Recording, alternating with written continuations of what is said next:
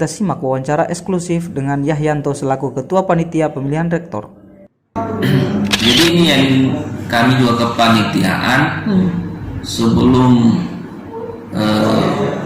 menyebarkan informasi tentang persyaratan itu kan kita sudah membuat persyaratan-persyaratan semua. Nah, tapi kita tidak tahu bakal calon ini apakah mereka melihat atau bagaimana, gitu kan, tentang persyaratan itu.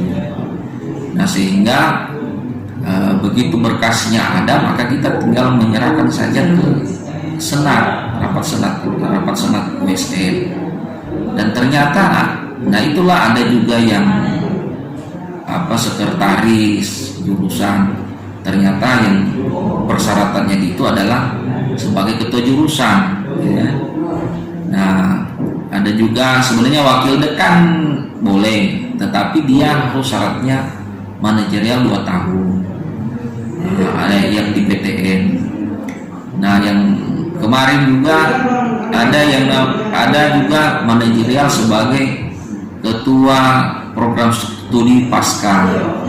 Nah, tapi kita senat tidak mau menjadikan polemik bahwa yang kita, kalau misalnya dia ketua jurusan atau yang setara atau dia ketua lembaga, maka itu yang kita masukkan.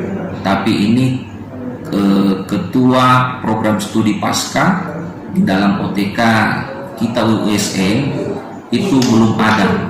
Nah, sehingga anggota senat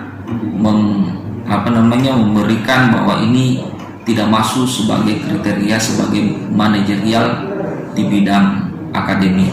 Mungkin itu. Nah, berarti yang 3 ini semua dari umum. Iya, dari permasalahannya sama, manajerialnya. Persoalannya sama. Secara administrasi yang lain memenuhi, tapi memang di manajerial itu yang tidak terpenuhi. Setelah ada seperti itu, Pak, terus berkas-berkas mereka dikembalikan atau masih bisa lagi diperbaiki dan kembali lagi? Sebenarnya kalau berkas manajerial itu agak susah kita memperbaiki, gitu kan, karena dia prosesnya adalah proses yang lama, gitu kan. Nah, karena kita sudah menginformasikan secara terbuka ke media, sampai saat ini belum ada bakal calon yang menghubungi di kepanitiaan tentang hal tersebut. Mungkin mereka sudah melihat di media, sehingga bakal calon misalnya mereka keberatan, dia bisa menyurat ke kami di kepanitiaan ataupun juga menyurat di kementerian tentang hal ini. Dan apapun dari hasil bakal calon tersebut keberatan, maka kami akan menanggapi, karena sesuai dengan aturannya kita juga, maka kita sudah mencermati bahwa bakal calon tersebut tidak memenuhi syarat sesuai dengan ketentuan perundang-undangan yang berlaku. Oke, kembali kita mengulang kembali ketika 10 hari jangka waktu yang terpanjang. Nah, ketika betul-betul belum ada yang melamar begitu, akhirnya memasukkan berkasnya. Nah, yang betul-betul ini akan bisa terjadi dengan pemilihan hanya 2 atau belum? Nah, kalau saya memperhatikan, misalnya kalau dalam 10 hari tidak ada yang mendaftar, ini saya cuma pemikiran pribadi saya, maka kemungkinan akan turun pelaksana tugas, gitu kan.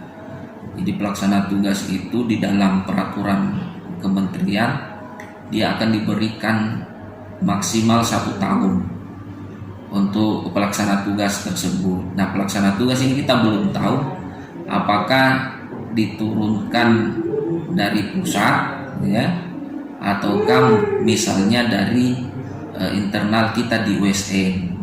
Nah, untuk melihat lagi perkembangan pilrek tersebut. Nah, tetapi dari kami panitiaan, apakah nanti dia terpenuhi 4, itu tetap kita akan laksanakan. Tetapi kalau misalnya tidak sesuai dengan mekanisme yang normal 4 calon tersebut, kami serahkan di kementerian, maka itulah yang terbaik bagi USN. Karena karena USN juga adalah universitas baru, jadi sumber daya manusianya yang memenuhi syarat untuk jadi calon rektor sesuai dengan perundang-undangan itu masih terbatas, seperti itu. Jadi menurut saya, apapun hasilnya nanti pemilihan rektor ini, apakah nanti akan ada terpilih 4 orang atau nanti diperpanjang, maka kami dari kepanitiaan itu sudah mengantisipasi semua, seperti itu. Dari saya, maka keinginannya kami bahwa nanti siapapun yang akan terpilih dari misalnya dalam perpanjangan ini nanti akan ada terpilih, maka kami menginginkan bakal calon dari USN itu, bakal calon rektor USN adalah orang yang mau untuk bekerja keras dan melanjutkan apa yang telah dibangun oleh rektor yang terdahulu, Pak Asyari. Nah, sehingga memang tidak bisa juga Pak Rektor Asyari ini dia melepas USN secara langsung seperti itu, tetapi mungkin ada komunikasi kepada rektor yang akan terpilih sehingga visi dari USN ke depan itu bisa terlaksana dengan baik. Demikian. Tetap ada komunikasi, tetap harus ada hubungan kerjasama sehingga USN itu tidak terlepas saja, karena Pak Rektor yang Pak Asyari ini dia punya dia telah lama membangun USN, sehingga dia juga marwah dari USN itu dapat gitu ya dari rektor yang akan terpilih, sehingga nanti komunikasinya bagus, sehingga USN dari yang luas ini 3 tempat tersebut dapat bersinergi antara rektor yang terpilih dengan rektor yang lama, sehingga pengembangan USN ini lebih maju lagi. Demikian. Luar biasa.